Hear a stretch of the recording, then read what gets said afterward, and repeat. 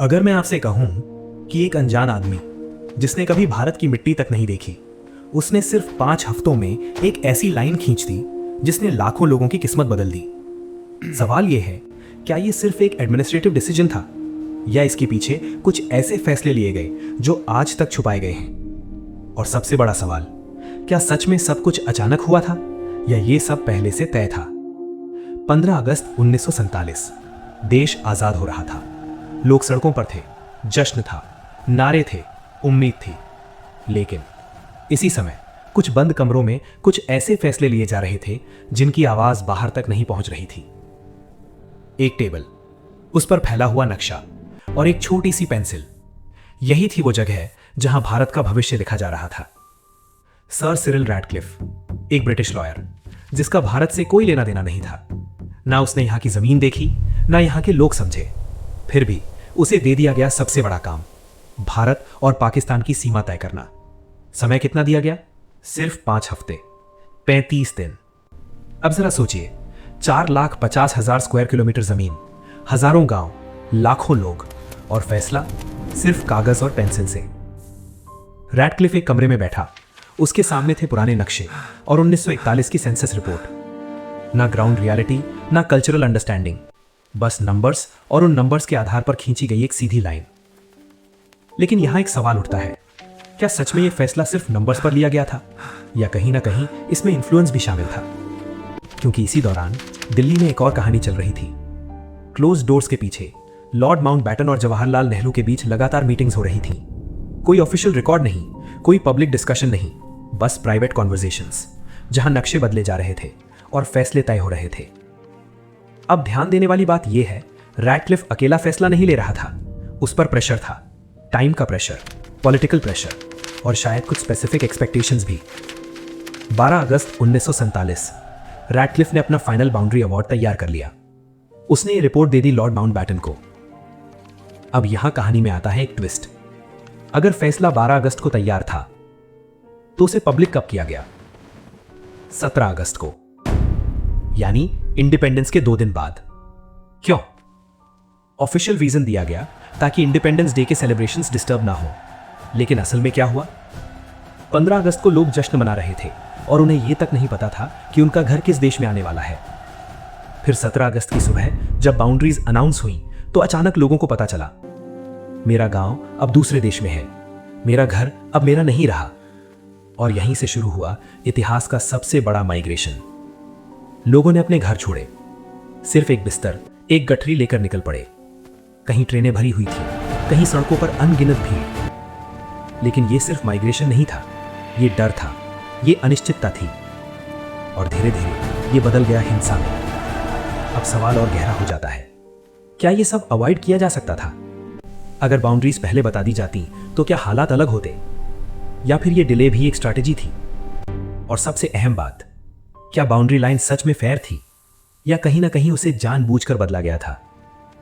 क्योंकि कहानी अभी खत्म नहीं हुई है, अभी असली खेल शुरू होता है, जहां एक डिस्ट्रिक्ट पूरे सबकॉन्टिनेंट की पॉलिटिक्स बदल देता है और एक छोटी सी पेंसिल इतिहास का सबसे बड़ा कॉन्फ्लिक्ट शुरू कर देती है। अब कहानी पहुंचती है उस मोड़ पर जहां एक छोटा सा जिला पूरे इतिहास की दिशा बदल देता है। नाम गुरदासपुर, कागजों के हिसाब से मुस्लिम मेजॉरिटी डिस्ट्रिक्ट, मतलब लॉजिक के अनुसार उसे पाकिस्तान में जाना चाहिए था। शुरुआती ड्राफ्ट्स भी यही कहते थे, लेकिन अचानक आखिरी समय पर लाइन बदल दी गई। सवाल यह है, क्यों?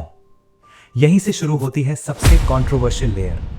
दिल्ली में बंद कमरों के अंदर लॉर्ड माउंटबैटन और जवाहरलाल नेहरू के बीच लगातार प्राइवेट मीटिंग्स हो रही थी। इन मीटिंग्स का कोई क्लियर पब्लिक रिकॉर्ड नहीं, लेकिन कई हिस्टोरियंस और डॉक्यूमेंट्स एक पैटर्न की तरफ इशारा करते हैं। नेहरू की सबसे बड़ी चिंता क्या थी? कश्मीर।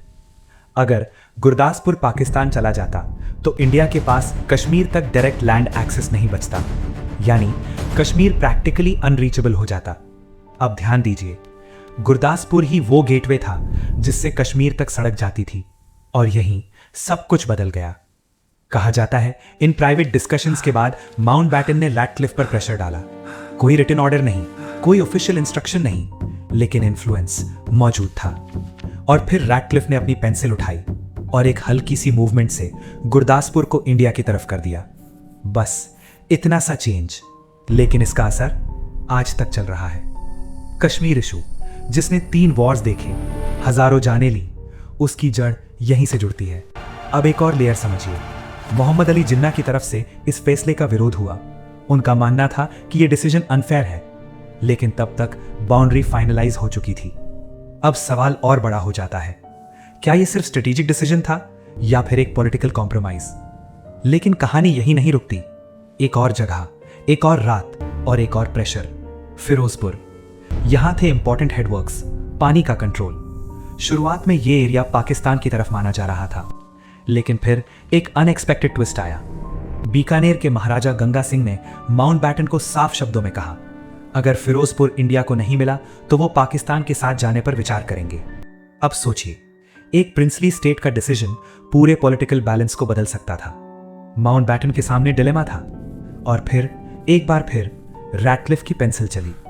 फिरोजपुर इंडिया की तरफ आ गया। अब यहां पैटर्न साफ दिखने लगता है। जहां स्ट्रेटेजिक इंपॉर्टेंस थी, वहां लाइन बदल रही थी। जहां प्रेशर था, वहां फैसला झुक रहा था। और इस पूरी प्रोसेस में सबसे कम इंपॉर्टेंट कौन था? आम इंसान, जो ना मीटिंग में था ना डिसीजन का हिस्सा, लेकिन असर उसी पर पड़ा। अब आते हैं उस इंसान पर जिसने ये सारी लाइंस खींची थी, सिरिल रैटक्लिफ। जब काम खत्म हुआ, उसे पेमेंट मिलनी थी 40,000 रुपए, लेकिन उसने लेने से मना कर दिया। क्यों? क्योंकि शायद उसे भी एहसास हो गया था कि उसने क्या कर दिया है। उसने अपने सारे नोट्स, मैप्स, ड्राफ्ट्स सब जला दिए। कोई रिकॉर्ड नहीं छोड़ा, कोई एक्सप्लेनेशन नहीं, और फिर चुपचाप इंग्लैंड लौट गया। कभी वापस नहीं आया। लेकिन उसकी खींची हुई लाइंस यहीं रह गईं। पंजाब, बंगाल 2 हिस्सों में बट गए। लोग एक रात में रिफ्यूजी बन गए। ट्रेन चलती थी, लोग चढ़ते थे, लेकिन कई बार जब वो डेस्टिनेशन तक पहुंचती तो अंदर सिर्फ लाशें होती थीं।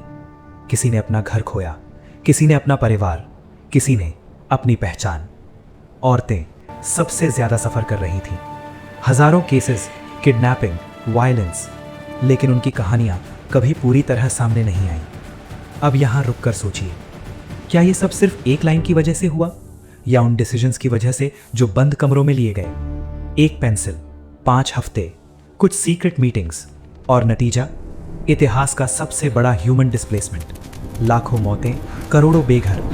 आज इंडिया और पाकिस्तान के बीच जो बॉर्डर है, वो सिर्फ जमीन नहीं बांटता, वो यादें बांटता है, दर्द बांटता है, और एक अधूरी कहानी भी। तो सवाल आज भी वही है, क्या ये सब अनअवॉइडेबल था, या अगर फैसले अलग होते तो इतिहास भी अलग होता?